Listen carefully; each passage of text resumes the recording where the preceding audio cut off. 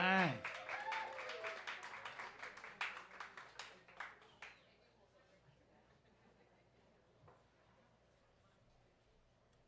How's everybody doing? How you feeling?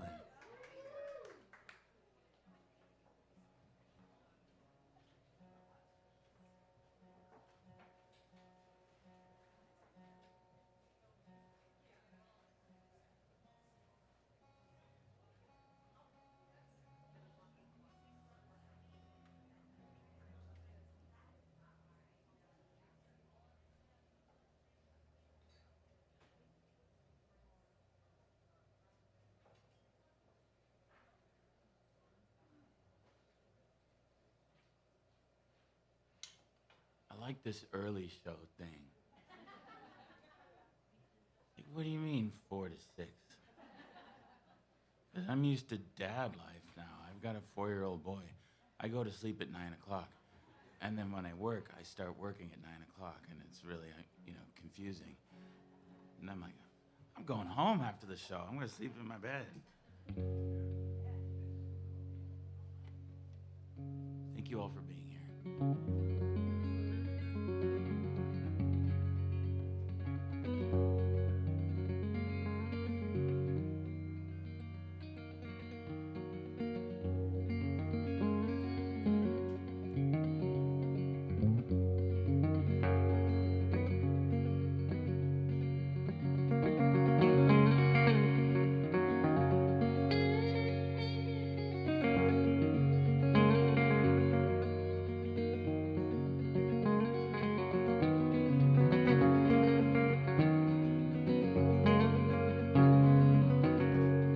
I'm going to the country where the snow is sweet and bright. Yeah, I'm going to the country where the snow is sweet and bright. When it melts away one summer day, I'll know that you arrived now. You've arrived, I'll know that you've arrived.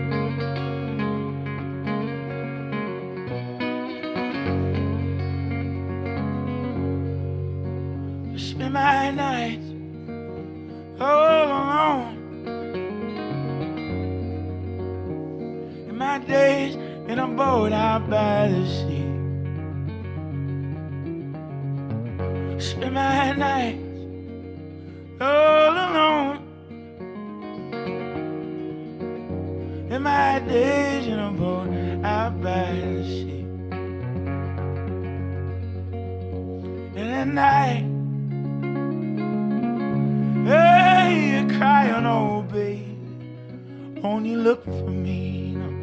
Won't you look for me? Won't you look for me? Give me one chance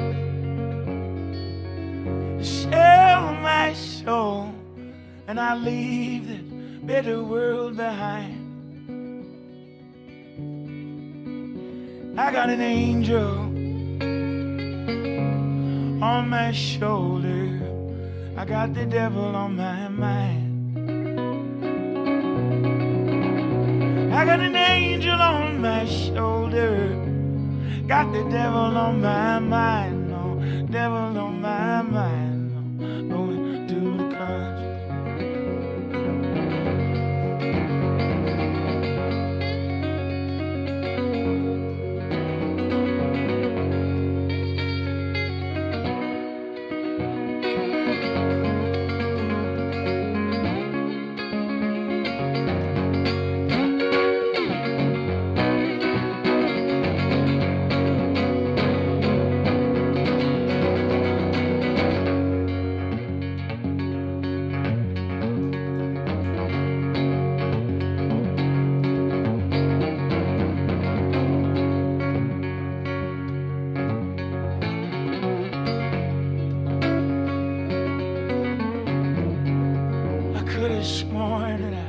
heard you singing, that I heard your voice in the middle of the air. No. Yeah, I could have sworn that I heard you singing, that I heard your voice in the middle of the air. And I found you in the garden. There were flowers growing through your hair, growing through your hair. They were growing through your hair. Give me one chance to sell my soul, and I'll leave this bitter world behind. I got an angel on my shoulder, but I got the devil on my mind. I'm going to the country. All right.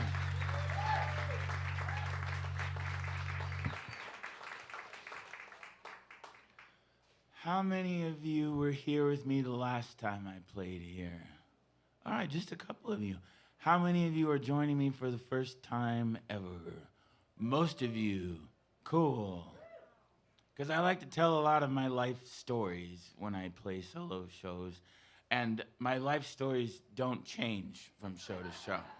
So I won't feel weird about you possibly maybe having heard them before. But this next song is called Letters. I wrote it on the first tour of my whole life. I had just graduated from college, and I started this band called the Old Soul Orchestra. And it was me and a fiddle player and an upright bass player, and I still play music with them today. But they had both been in touring bands a lot, and I had never been on tour, and they were like, we should go on tour. I was like, we can't. We're not famous. And they were like, no, man, you just email bars in different towns. And I was like, we should go on tour. I like this idea. So the first tour of my life was up to the Pacific Northwest, which now, 15 years later that I've toured the entire country, I can say from experience that it's like the Pacific Northwest is maybe the nicest part of the country to tour in, as long as it's the right time of year. Everybody's really nice. They like good music. They live close together. You don't have to drive 9 hours to get to the next city. And the first stop on my first tour was in Willits, California. And I love that I'm close enough to home that people can envision what I'm talking about when I say that. And I played this little hole in the wall called the Shawnee Pub. It was about a quarter the size of this room. And there was one guy there to see the show. And the three of us in the band. So we had him outnumbered. And after the show, I'm sitting outside on the front bench in the dark under a lamp, drinking maybe my 6th pint of beer, because I was young and, you know. And the one man that came to see the show was literally running in circles in front of me as fast as he possibly could for an extended period of time, because he had a prosthetic leg, and he wanted to show me how nimble he still was. And I remember thinking to myself, like, tour is really weird.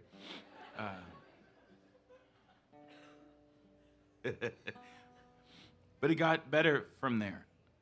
And a couple days later, I had a day off in Seattle.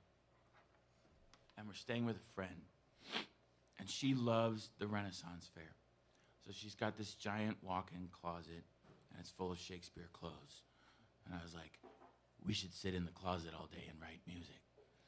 So I wrote this song in that closet. And it doesn't really have anything to do with the context that I just gave you, but that's okay.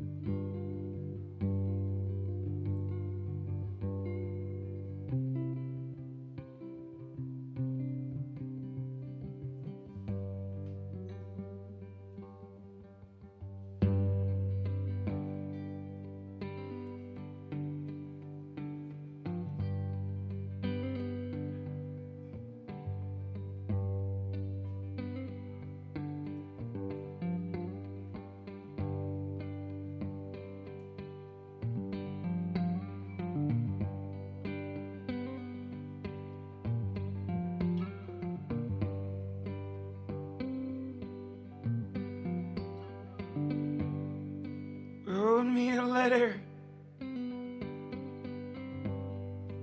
late last night.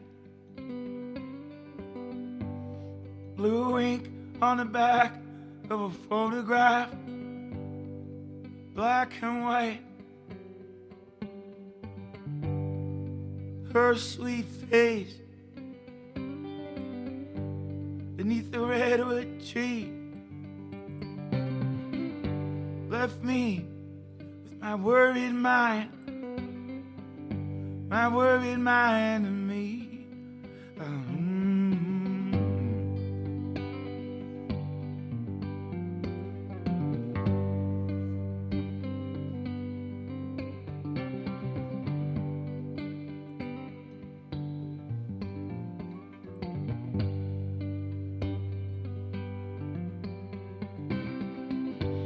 And I roll and tumble, read it over and over again. Something that she said with the photograph, she didn't say with the ballpoint pen. I'm learning how to worry, and I never was a worrying kind. She left me in Texas with a worried mind.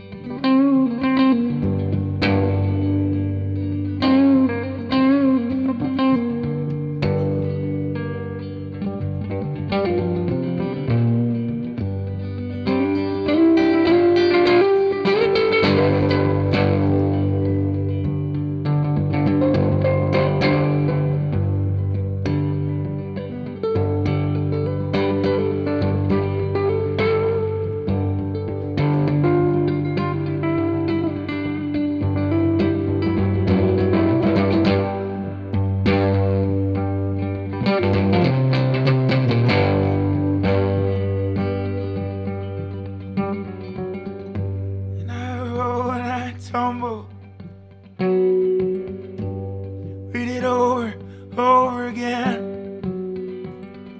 Something that she said, the photograph she didn't say with the ballpoint pen. I'm learning how to worry. I never was a worrying kind. She left me in Texas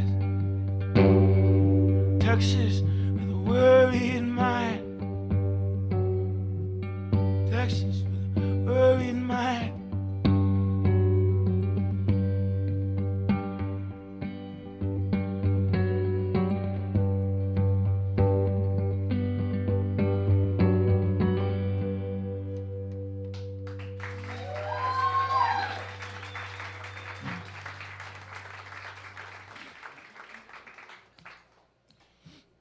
Played in Sonora a couple hours down the road last night at this kind of rowdy like saloon place called the Water Wheel, and a really good friend of mine lives just down the road, so I stay with him and his wonderful wife every time I play in town. And the exciting part about that is that I get to spend time with my friend, and after the show we have this tradition which is what I think he does every night, where we go down into his basement and we listen to vinyl records and drink whiskey until we fall asleep. So that was fun, but the downside of that is that I'm not feeling great right now. But the upside is that I love playing music when I don't feel great, because it always makes me feel better, but I might space out a little bit and lean into it, so buckle up.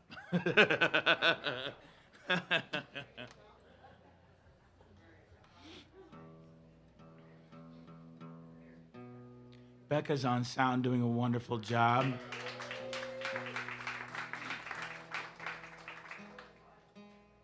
I mean that, truly. I haven't had great sound in a few nights, and it makes such a difference. We were talking earlier, and I was saying, when you don't have good sound, it's like the music that you're sharing with people, it's like you're trying to read a blurry document to somebody. And like, how well are you going to do that if you're spending all your energy trying to figure out, through the blurriness of things? And when sound is good, I get to not think about it, and I get to just play music. So,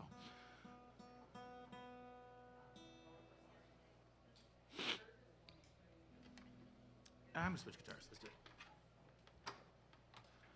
Did anybody here just like find me on The Voice? Is it you? Okay, all right. Welcome.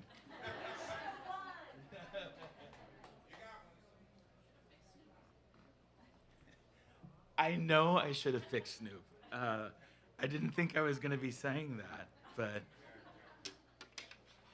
my big thing was I'm going to be on another planet, musically, than the one that I'm from. And which one of these four people is going to understand the planet that I'm from? And I thought, I think it's Michael Bublé. And now I'm thinking, it was Snoop Dogg, man. I'm like,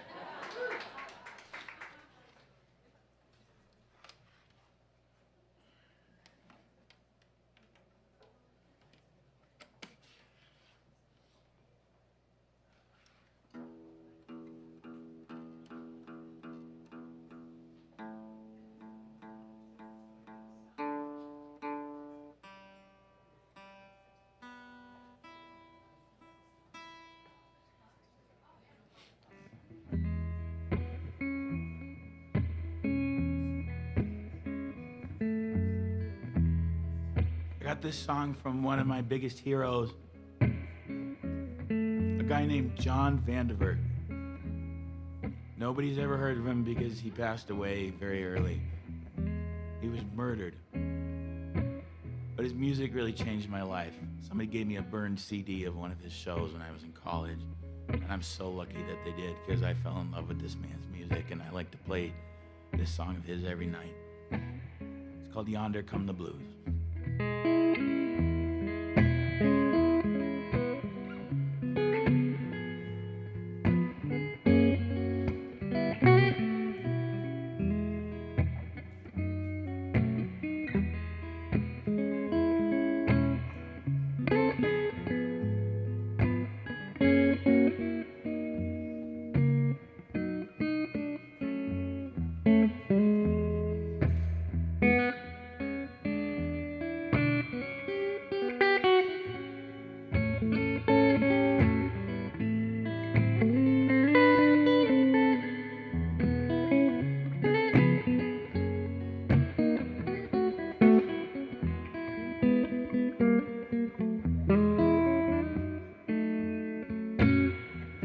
Raindrops keep falling on the roof of tin. Oh, oh, oh, bad news. I ain't seen no sunshine since God knows when. And I guess I'm bound to pay my dues. Oh, oh Lord. Yeah, look over your shoulder. Tell me, what did you see? Yonder come the blues, running right after me.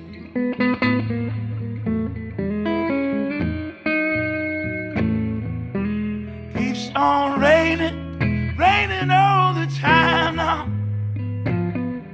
Sometimes out, but mostly in. And I keep on waiting for that old sun to shine. Ever since I can't remember when. Oh Lord, look over your shoulder now. Tell me, what did you see? Yonder calmly blue, running right after me.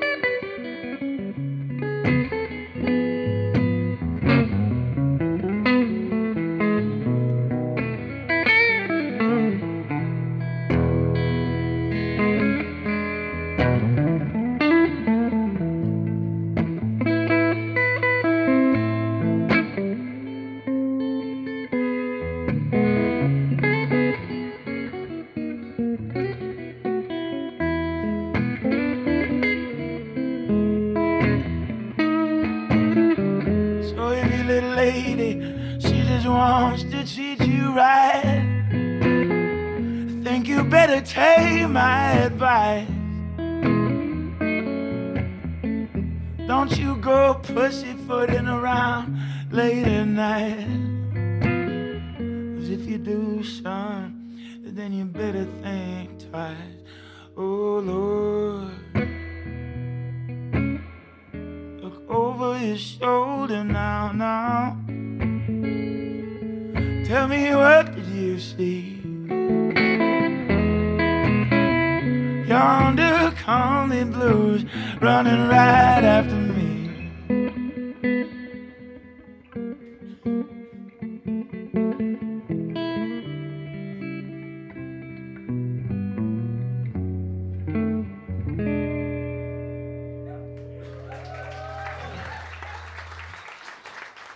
Thank you.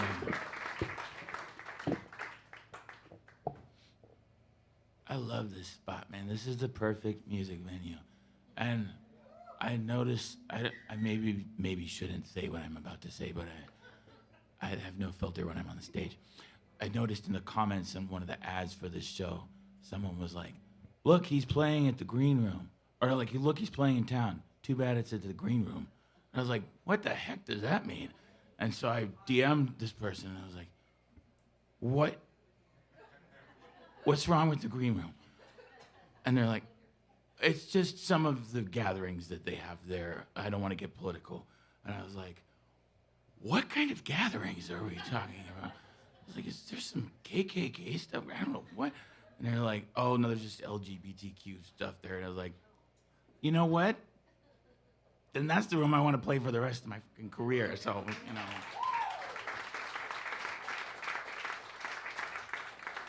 People are so ridiculous, man. All right. I'm going to play you my weirdest song of the night now. It's about cannibalism and romance. Potato, potato. Yeah. The Venn diagram. A couple of years ago, I was on tour in Europe, and one of the countries that I stopped in was the Netherlands. And I played 3 shows there. And at the first one, I told the audience that I was proud of having written this song because it was the only one that I was aware of that was about both of those things. And at the end of the show, this little old Dutch lady came up to me. She's like this tall, and she hands me a handwritten note, and she says, this is an old Dutch song. It's about romance and cannibalism. And so this, the next night, the second show in the Netherlands, I told this story again, including the last part of what had happened the night before. And I swear to God, a different little old Dutch lady came up to me with another handwritten note, with another old Dutch song about romance and cannibalism written on it. So at the third show in the Netherlands, I was like, okay, Dutch people, like, clearly I underestimated you. But if any of you can make this 3 for 3, you got to talk to me after the show. And some guy did it. He had a third one.